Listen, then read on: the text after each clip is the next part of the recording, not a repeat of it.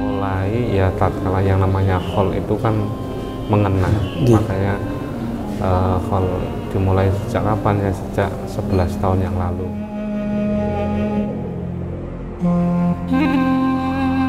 Kalau dari tema sekarang ini kita tetap pegang pakem, unsur budaya kita tetap itu nggak bisa kita hindari, tetap kita pakai, tapi tiap tahun kita ganti tema. Kalau ini nanti jenengan akan melihat bagaimana perpaduan budaya dan seni dan kemodernisasi, karena mengajarkan bagaimana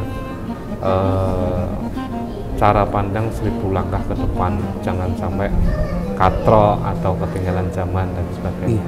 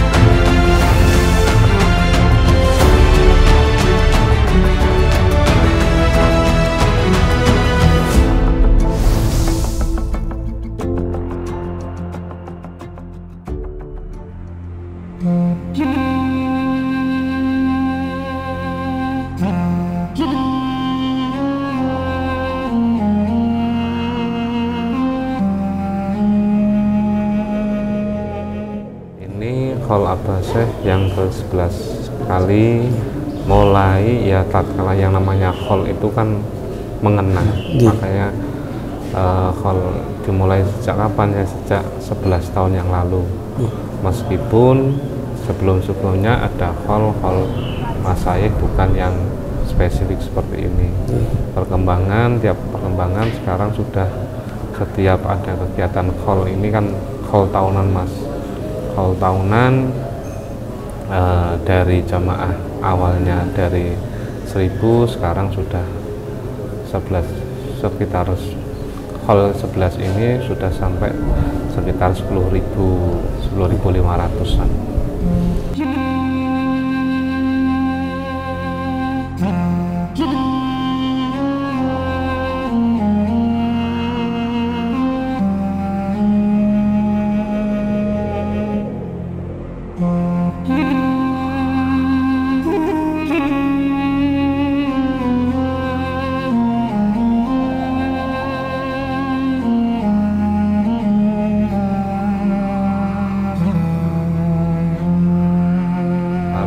Dari tema sekarang ini kita tetap pegang pakem, unsur budaya kita tetap itu nggak bisa kita hindari, tetap kita pakai, tapi tiap tahun kita ganti tema.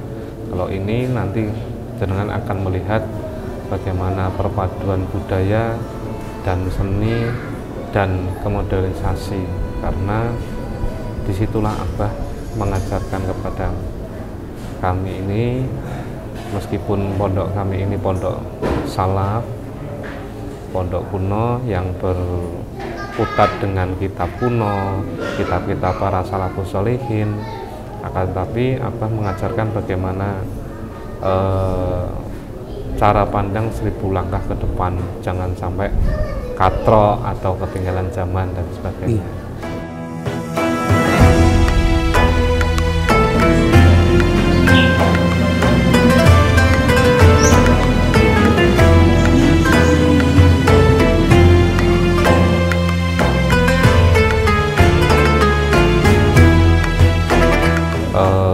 Budaya, seni, tradisi atau lapisan itu kita mengomben menjadi satu, karena disitulah agama.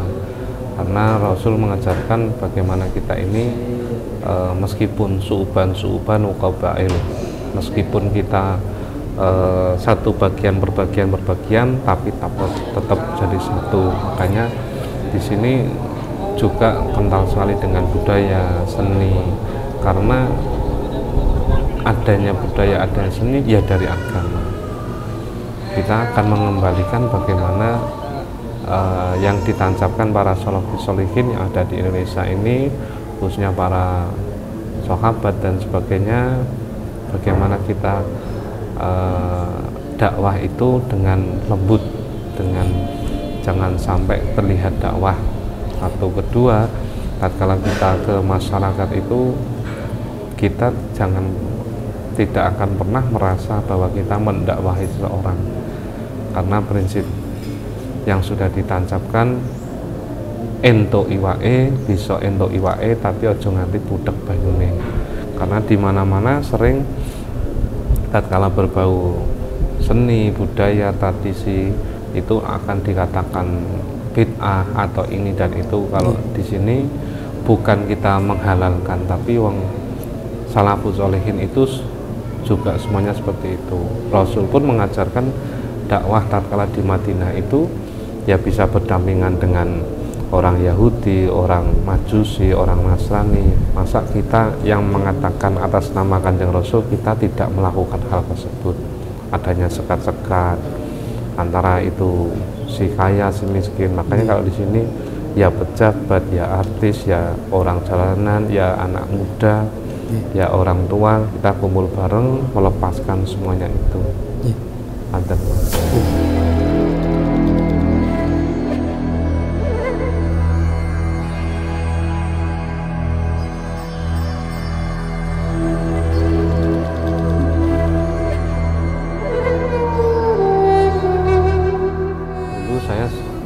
Selalu tancapkan apa? Terjun ke masyarakat aliran kepercayaan, terjun ke anak muda, terjun ke ini dan itu dan sebagainya. Nah sekarang saya meneruskan apa yang didahulukan tersebut. Kayak di pagi itu majelisnya tafsir Jalalain. Tafsir Jalalain pun kita metodenya bukan yang banyak ayat, paling sekali majelis itu 2 ayat, 3 ayat itu sudah cukup, karena di dalam ayat itu akan penjelasan ayat tersebut akan melibatkan, akan menjadikan beberapa puluh atau ratusan hadis. Nah, sekarang yang nilai seperti ini sekarang sudah hilang. Keduanya tatkala ada majlis memang ada, setelah itu ada majlis jalisan. Jalisan itu apa yang tadi subuh itu disampaikan, dibahas, karena di sini ngajinya tatkala setiap subuh itu semua kalangan, ada yang pejabat, ada yang pengusaha, ada yang seniman dan sebagainya. Makanya banyak habib, banyak kiai kesepuhan itu ngacungi jempol dan hormat kepada kita karena ini. Tiap pagi hampir 500 orang itu kumpul bareng, ngaji bareng, setelah ngaji sampai dari jam ba'da subuh jam 5 sampai jam 6. Habis itu yang mau terus aktivitas kerja dan sebagainya atau yang kerja siang nanti teruskan jalisan. Jalisan itu pembahasan. Kalau yang Jumat malam itu memang saya bentuk, itu berdiri sudah ada sekitar 17 tahunan. Itu juga terdiri dari anak-anak muda yang nggak cetol mas, nggak cetol. Karena sekarang ini anak muda itu sudah apa ya, tidak ada yang mengarahkan, tidak ada menjadi panutan. Makanya dulu saya terjun ke anak-anak muda, entah itu circle musik, entah itu circle seni, entah itu circle otomotif, saya masukin semuanya. Sekarang saya mau menyatukan bagaimana duduk bareng, tidak menyalahkan, tapi bagaimana kita menjadi baik.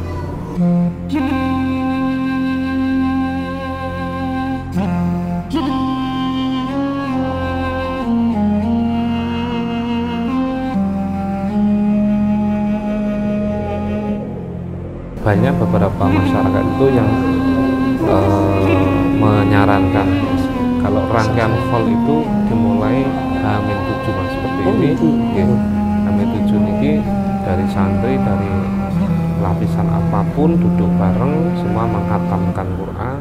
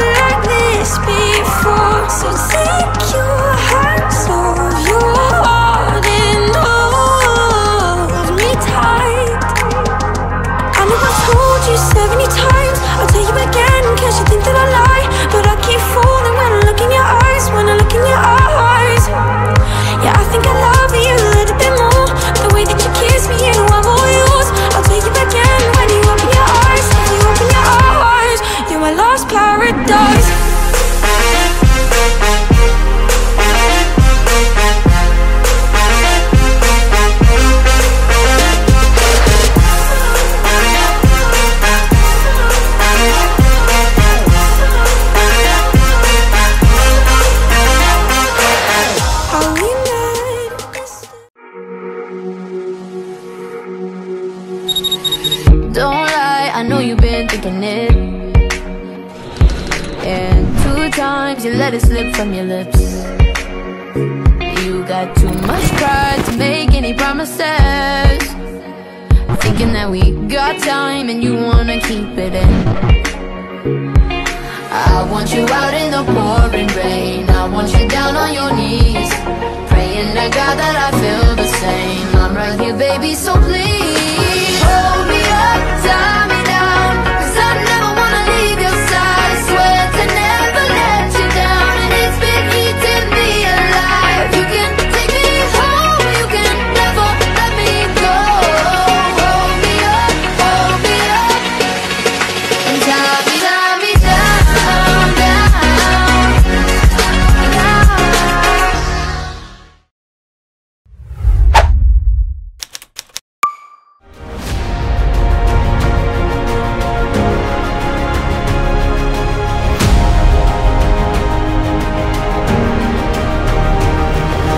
Ngobras, ngobrol asik setiap Senin jam 3 sore.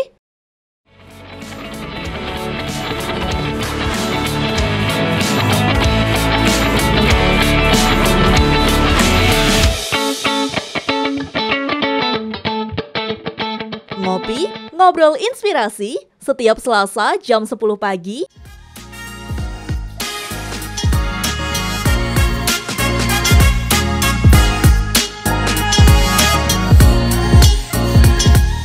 Ini usahaku setiap Kamis jam 9 pagi.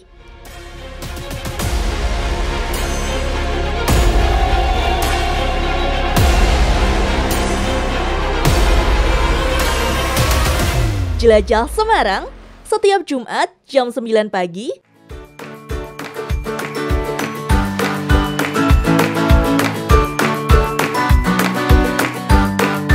Kulineran, kulik jajanan Semarang setiap Sabtu jam 9 pagi.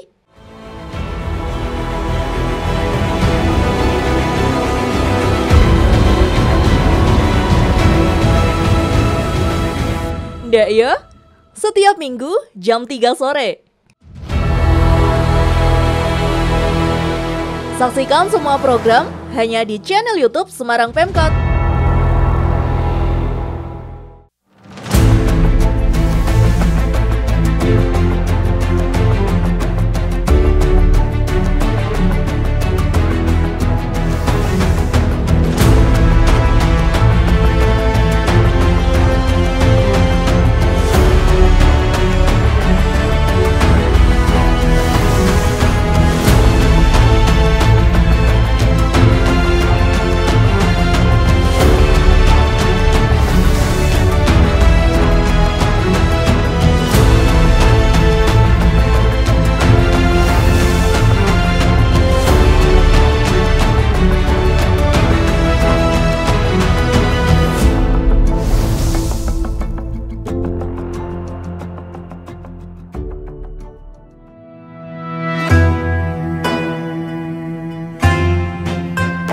Kalau rangkaian khol itu dimulai H-7 Mas, seperti ini. H-7 niki dari santri dari lapisan apapun duduk bareng semua mengkhatamkan Quran. Kalau di total itu sekitar sampai tahun kemarin itu sekitar 500-an, ini nanti sekitar 578-an khataman. Makanya kalau dibilang Pondok Azuri tatkala khol ada budaya, ada ini dan itu, tidak ada Quran, jangan salah. Kita H-7 sudah hafalan, tidak hanya hafalan tapi khataman itu semua lapisan.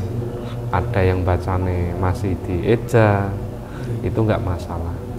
Dan itu pun bacanya semuanya di sini. Makanya ada yang berseragam, dia menyempatkan jam istirahat nanti sini baca, dan ini pun berlangsung 24 jam. Nanti jam 3 pagi pun juga masih ada orang-orang pada terus di sini.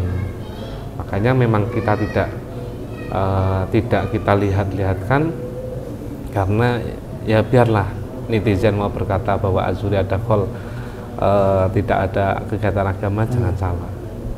Kita harus mengetahui dulu, kita harus tatkala yang namanya Mas Ucup ini anak muda, yang namanya anak muda ini kan jika nggak kenal ya tidak akan pernah sayang, tidak akan pernah tahu. Kan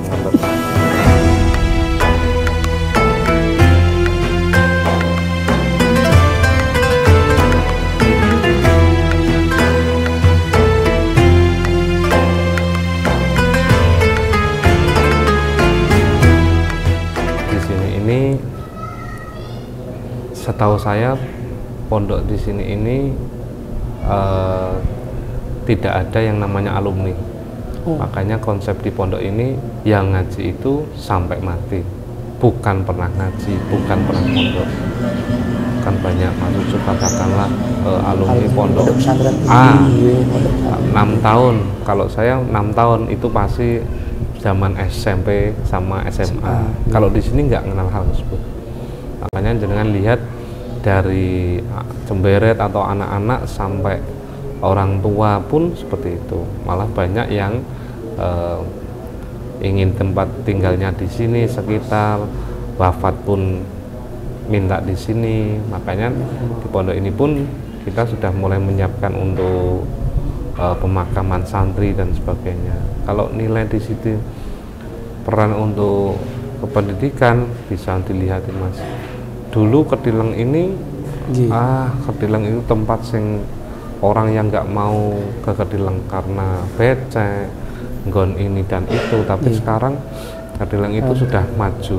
Malah nanti buktikan sama saya, bentar lagi daerah Kedileng pasti akan ada mall, pom bensin ada, rumah sakit ada, kampus ada.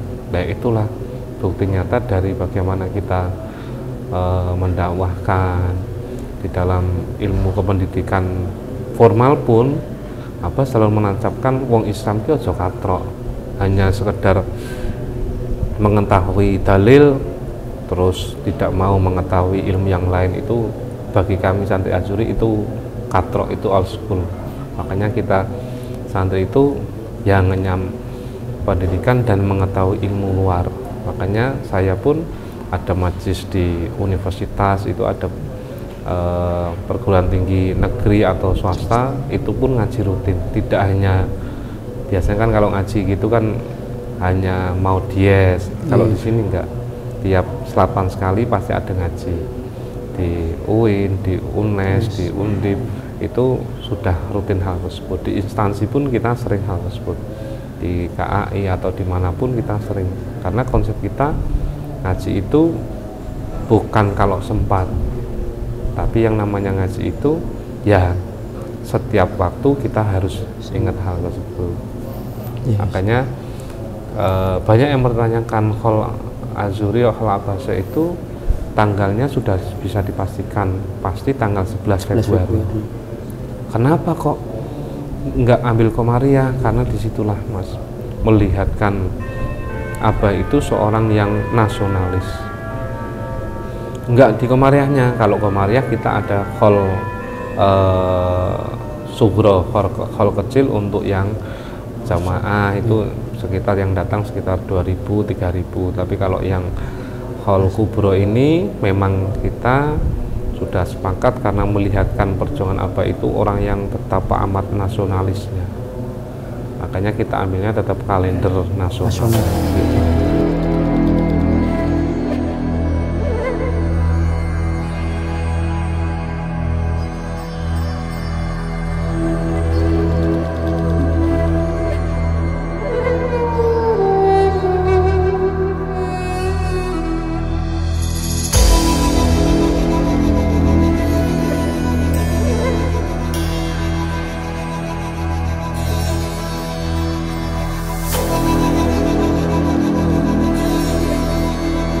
Saya bikin beberapa di video Trans Semarang itu saya bikin 3D mas. 3D itu di situ saya bikin gambar saya bikin AI, beberapa pemuka agama dan masyarakat. Di situ menggambarkan podo geger, gelut dan sebagainya, di situ disatukan. Karena apa Thomas? Sekarang ini kita khususnya orang Indonesia atau semuanya itu kita ini kehilangan tokoh, kehilangan panutan. Sekarang ini hampir rata-rata kehilangan panutan, entah itu kaum muda atau kaum expired, kaum tua itu kehilangan panutan. Mau ikut panutan A, nanti larinya ke politik, larinya ke maafkan banyak oknum-oknum yang mengatasnamakan agama.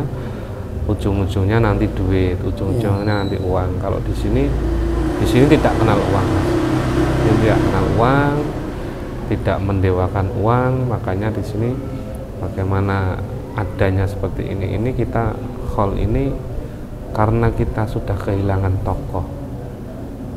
Makanya nanti dengan bisa lihat tatkala nanti di puncak acara nanti Azuri itu komplit. Ada yang NU, Muhammadiyah, LDII, HTI, FPI, yang menjadi golongan-golongan Islam radikal juga ada, yang membid'ahkan Yasin Tahlil ya ada. Tapi nanti bisa duduk bersama. Makanya panjenengan lihat hal tersebut. Disitulah yang namanya ya inilah Islam. Kenapa kok seperti ini Gus? Kalau saya pegang apa yang didhawuhkan Rasul, lagi-lagi tatkala di riwayat sebelum adanya dulu Qabil Habil pada gegeran dan sebagainya, gegeran karena uang, karena rebutan istri, akibatnya yang namanya pare jadi pahit, yang namanya degan dulu itu di bawah, sekarang jadi di atas. Karena apa? Kerusakan manusia. Makanya jika kita mengharapkan negara kita ini bagus, ya kita harus membenahi dari diri kita masing-masing. Pernah Cak Nun, pernah Kang Tejo mengatakan gimana Gus ngadepi hal tersebut. Kalau pemimpinnya atau perpolitikan seperti ini, jangan melulu menyalahkan pemerintahnya, jangan melulu menyalahkan rois-roisnya. Gusti Allah akan menjadikan pemimpin itu melihat rakyatnya. Jika rakyatnya ora cetha, dia pasti akan jadi ora cetha. Makanya kita jangan gampang nyinyir orang. Makanya kenapa tatkala ada kita orang Indonesia, lebih-lebih kita orang Jawa, kayak nopo Mas?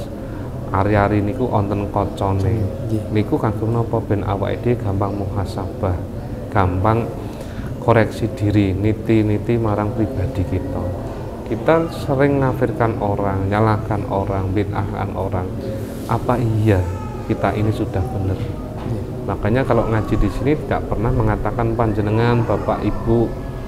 Kita menggunakan kita, awake dhewe, kita kabeh. Artinya jangan-jangan nanti saya tatkala ngaji merasa ngajari kepada mereka tapi tidak berkaca dengan pribadi saya. Ini kan fenomena sekarang ini hal tersebut. Makanya saya titip sama kaula muda pun jangan gampang nyinyir orang lain. Daripada kita punya lampi turah, lebih baik lambene dikiloke dadi rujak jingur. Artinya kita sudahi, kita melihat orang itu banyak kurangnya itu pasti. Kita sendiri pun juga banyak kurangnya.